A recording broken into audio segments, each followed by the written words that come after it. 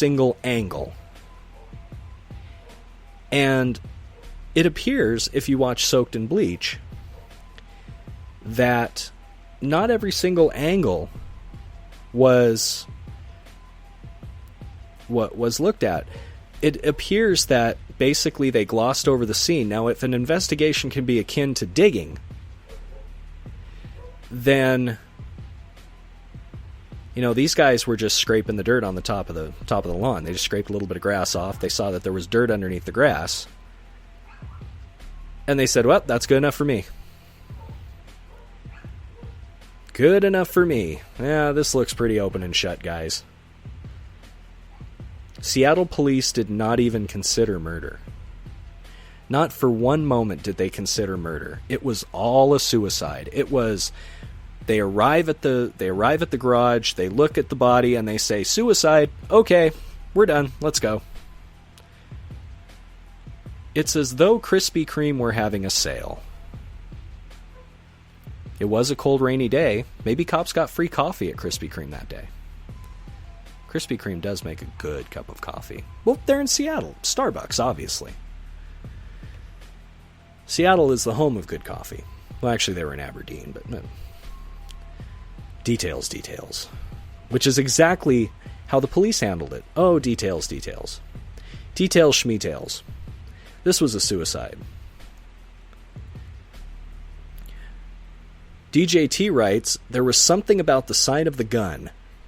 The side the gun was found to right-handed or left. That it was the opposite hand. Now, I'm going to see if there is anything here about that, but I do remember that there were forensic evidence. There was forensic evidence that Kurt Cobain could not possibly have shot this gun at the angle he did. There were forensic experts who explained. There were gun experts who were interviewed that said it would be extremely difficult, especially if someone were under the influence of as much heroin as Kurt Cobain was. It would be extremely difficult to pick up a shotgun, let alone operate it correctly, let alone operate it crookedly, in some kind of Calamity Jane sport shooting style that was required to even legitimize this claim of suicide. Now, this one's interesting. There was no, quote, suicide note. Yeah, but there was. There was a suicide note. I saw Courtney Love, her ugly drag-ass face, reading it on MTV.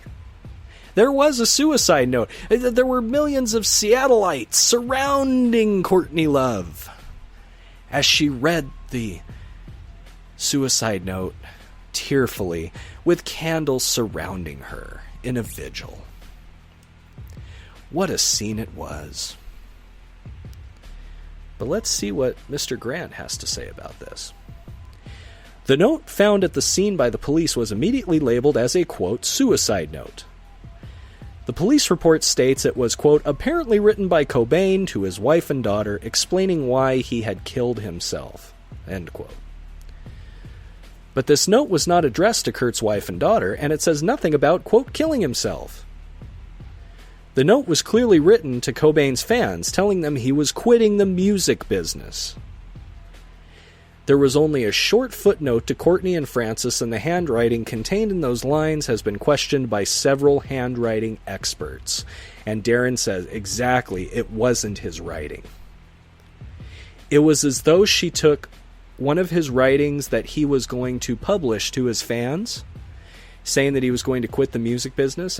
He was done with it. It was over. And then somebody kind of added a little extra amendment to it to make it a suicide note. Courtney had another note she kept in secret. That's the next point. Courtney was in possession of a second note after Kurt's body was found. She didn't tell anyone about this second note until several months later when information about it slipped out during an interview with Rolling Stone magazine. The second note, the one that Courtney had kept in secret, clearly defines the first note, which was found at the scene of Cobain's death. The, quote, second note from Kurt plainly states he was leaving Courtney and he was leaving Seattle. He was not leaving the planet. Man. Man, oh man, oh man. This thing gets deeper and deeper, doesn't it? This thing gets just deeper and crazier, and it actually is coming more into focus. A blurry picture of what was a suicide. It's now coming into more focus as a murder. Cobain was injected with 3 times a lethal dose of heroin. Cobain's heroin, morphine, blood level was 1.52 milligrams per liter. This would require a minimum injection of 225 milligrams of heroin, 3 times a lethal dose, even for a hardcore heroin addict. The drug diazepam was also found in Cobain's blood system. Diazepam being a hell of a sedative. So, think about it. 3 times the lethal amount of heroin and diazepam. Somebody wanted to make sure those showed up on blood tests. Somebody wanted to make sure that those raised questions. The obvious questions. 1. If Cobain injected 3 times a lethal dose of heroin, could he then pick up a shotgun and shoot himself? Wouldn't he have been immediately incapacitated? Yes! When the heroin enters the bloodstream, I mean, it hits you like a damn truck. My biological father, God rest his soul, was a heroin addict. He died of an overdose. When he was shot up, it was a single lethal dose, about 55 milligrams per liter. Kurt Cobain was 1.52 milligrams per liter. Anybody, I don't care who it is. Now, there are some people with a huge tolerance for alcohol who can throw down a bottle of Jack in one shot. Doesn't mean it won't kill them, but I mean, they can do it, and they maybe can stand or whatever. Some people just have amazing tolerance. But there is such a thing as a lethal dose. A dose that will kill you. And Kurt Cobain had 3 times the amount of heroin in his system to the amount that would kill him. No tolerance is that high. No tolerance at all is that high. Based on the heroin, morphine, blood levels found in Cobain's body, preliminary research indicates Kurt Cobain would have been almost immediately incapacitated. He could not have picked up that shotgun. He could not have pulled that trigger. Yeah, he could not. Just imagine when you're drunk. And this is not even a heroin intoxication. When you're drunk, how much can you do? How much can you do? Not a whole damn lot, you know? You can't hold much. I mean, hell, I couldn't hold a shotgun straight if I had too much coffee. That's just me, though.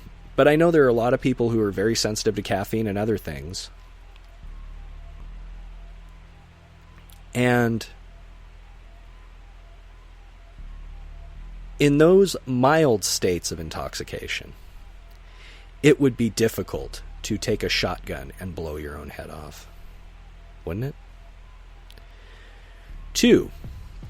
If Cobain injected himself with a deliberate heroin overdose, why would he also shoot himself in the head with a shotgun, leaving his baby daughter, the love of his life, with horrific visual images to remember him by? Why not just, quote, go to sleep on the overdose and never wake up? Yeah. Why do that to your daughter? I've seen the autopsy photos of Kurt Cobain. It looks like a strawberry pie, guys. Have you ever seen someone eat a strawberry pie? And not like in the sophisticated way where you cut out triangular shaped pieces and place it on a plate. You ever just seen someone go to town on a strawberry pie and there's just jelly oozing out of the top of it and on the sides? That's what his head looked like. Why do that to your daughter? Why do that to your daughter? Why do that to anyone? Why do that to yourself? God damn.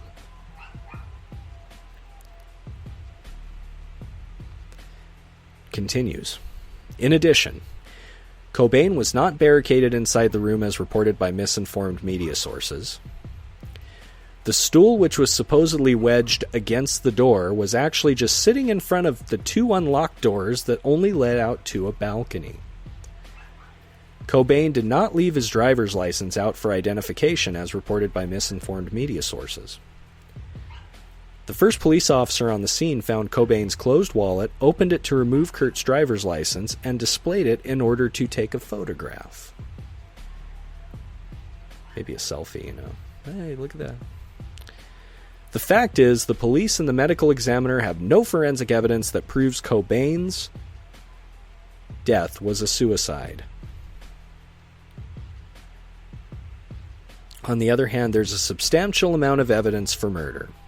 The official verdict of suicide was simply a rush to judgment, which eventually painted the authorities in a corner as reports of so-called, quote, copycat suicides began making the news. I remember that. There was a girl I knew in high school who killed herself the day of Kurt Cobain's suicide. It was unbelievable. As you examine the case carefully, you're going to discover there's much more to the events surrounding Cobain's death than what you have been previously told. The term conspiracy is merely a legal term describing the planning or plotting of a crime by two or more persons.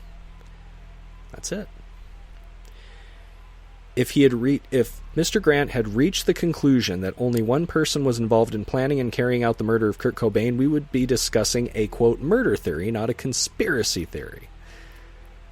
His job is to call it as he sees it. He doesn't change legal terminology simply to avoid criticism in order to make the conclusions easier for the reading or viewing public to swallow.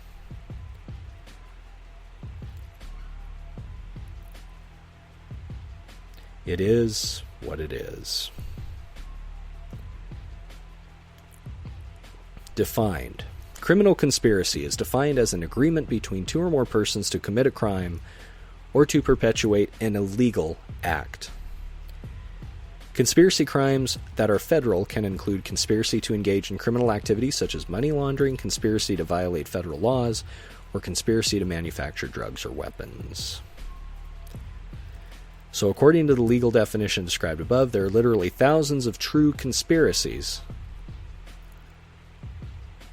committed every single day of every single year across the United States alone, plus many more thousands around the world. And he ends it with, conspiracies are very real. Ask any police officer or prosecuting attorney. This is from www.cobaincase.com and Tom Grant's exhaustive investigation of the Kurt Cobain quote-unquote suicide. Are you convinced? Do you think that Kurt was murdered? Do you think that this whole thing was botched by the Seattle PD? People in the chat do. What do you think? Shoot me an email, therirshow@gmail.com, or leave me a comment wherever you may be listening to this.